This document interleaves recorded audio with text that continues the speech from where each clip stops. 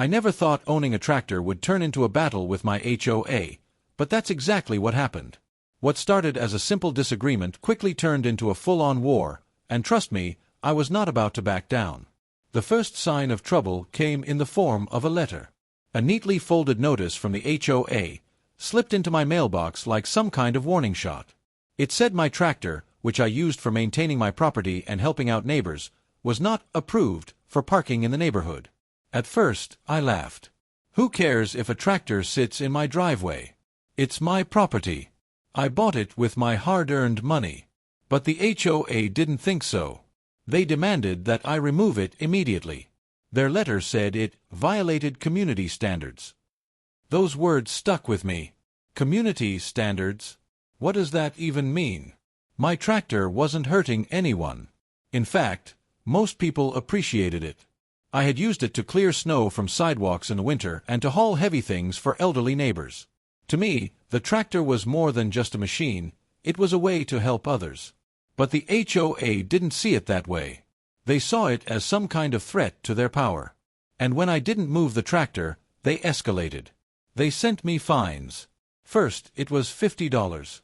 Then $100. Then more. Each letter was colder than the last, filled with legal words and threats of further action.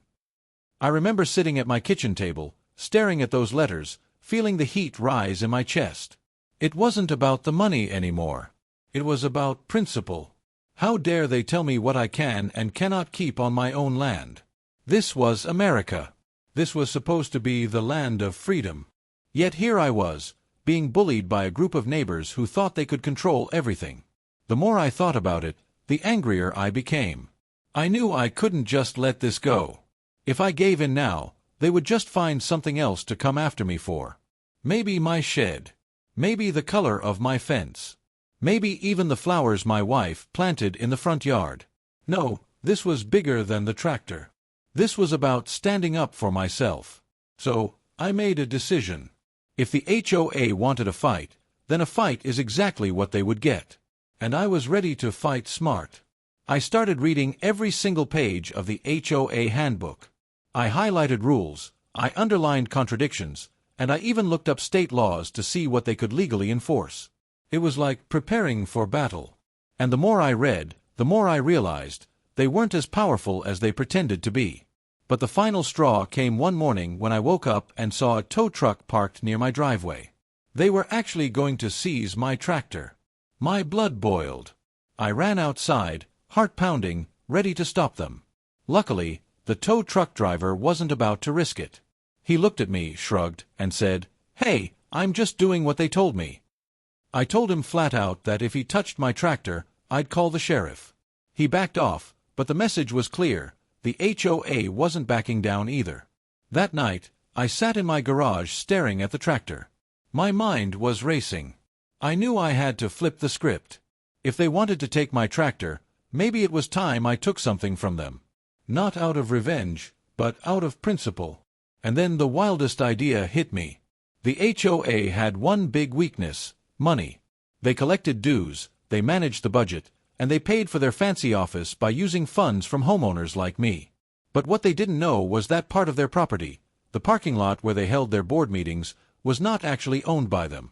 It had been overlooked in a property tax sale. And guess who found out about it? Me.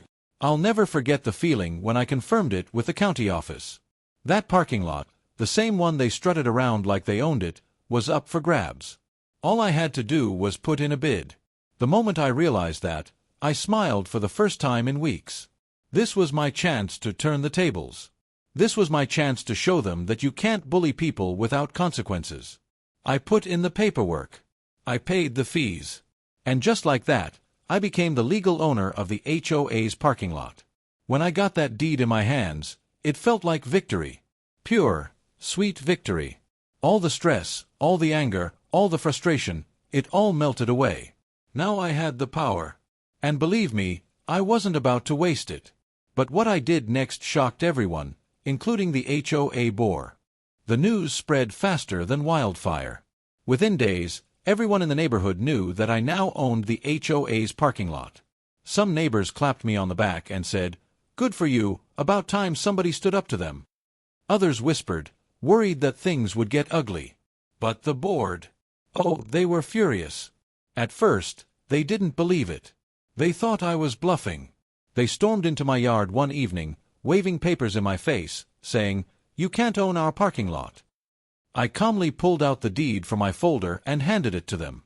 "Read it," I said. Their faces dropped. For the first time, they realized they had lost control. That was the moment the power shifted. The very next HOA meeting was chaos. Normally, they strutted into that building with their heads high, sitting in those plastic chairs like kings and queens. But this time, when they pulled into the parking lot, they saw a brand new sign I had installed, "Private Property. Parking by permission only." The looks on their faces were priceless. Some board members parked down the street and walked. Others just stood there, mouths open, staring at the sign like it was some kind of betrayal. I stood nearby, arms crossed, watching the same people who had tried to seize my tractor now beg for a place to park. And let me tell you, I didn't rub it in. I didn't yell. I didn't mock. I just smiled and said, "Rules are rules." That phrase hit them hard, because for years, they had thrown those exact words at me and every other homeowner in the neighborhood. If your grass was too tall, they said, "Rules are rules." If your trash can was visible, they said, "Rules are rules." Now, for the first time, they were the ones facing the rules. But I didn't stop there. I decided to use this moment to show the entire community what fairness really looked like. Instead of banning everyone, I allowed residents to park in the lot for free. The only people who needed special permission? The HOA board. You should have seen the neighborhood's reaction. People cheered me on. Some neighbors even brought me cookies and shook my hand. They said it felt like justice. For the first time, someone had put the HOA in their place. The board, however, was scrambling. They sent me letters demanding that I return the property to the association. They claimed it was unfair and against the spirit of the community. Can you imagine that? The same people who fined me for leaving a tractor in my driveway were now begging for mercy. I wrote back one simple sentence: community standards must apply equally to everyone. And I meant it. But here's the thing. Owning that parking lot wasn't just about revenge. It was about sending a message. The HOA had bullied too many people for too long. Families lived in fear of receiving letters for the smallest things. People paid fines without fighting back, just to avoid drama. I knew I had a chance to break that cycle. So, I called a neighborhood meeting of my own. No board, no fancy rules, just residents gathering in my yard. I stood there and told my story, from the first letter about the tractor to the moment I bought the lot. People listened with wide eyes. Some nodded along, others shook their heads in disbelief. When I finished, there was silence. And then, applause. One older neighbor stepped forward with tears in her eyes. She told me how the HOA had fined her for putting up a ramp for her husband's wheelchair. Another man shared how they threatened him over the color of his mailbox. It was like a dam had broken. One by one, people opened up about their own struggles with the HOA. That night, something changed. We weren't just neighbors anymore. We were a community. A real community, standing together against unfair treatment. The board tried to fight back. They called lawyers. They threatened lawsuits. They even tried to host meetings in nearby towns to avoid using my parking lot. But every time they did, more neighbors turned against them. People were tired of the drama, tired of being controlled. Eventually, the board crumbled under the pressure. Members resigned one by one, until only 2 were left. And then, finally, the HOA held new elections. This time, residents voted in people who actually cared about fairness. People who understood that rules should protect the community, not punish it. As for me, I didn't run for the board. I didn't want power. All I wanted was peace. I kept the parking lot, though. And instead of holding it over anyone's head, I turned it into something useful. On weekends, families set up food trucks there. Kids sold lemonade. We even had a community barbecue one summer, right there in the same lot that had once been a symbol of the HOA's power. When I look back now, I realize the tractor was never the real issue. It was about standing up to bullies. It was about showing that one person can make a difference if they refuse to back down. So, here's my message to you. If you ever feel like you're being pushed around, don't give up. Don't let fear silence you. Stand tall, fight smart, and remember, you have more power than you think. And if your HOA ever tries to tell you what you can and can't do on your own property, just remember my story. Because sometimes, the best way to fight back isn't with anger, it's with strategy. And sometimes, the sweetest revenge is turning their own rules against them. If you enjoyed this story, make sure to share it with someone who's been through HOA drama.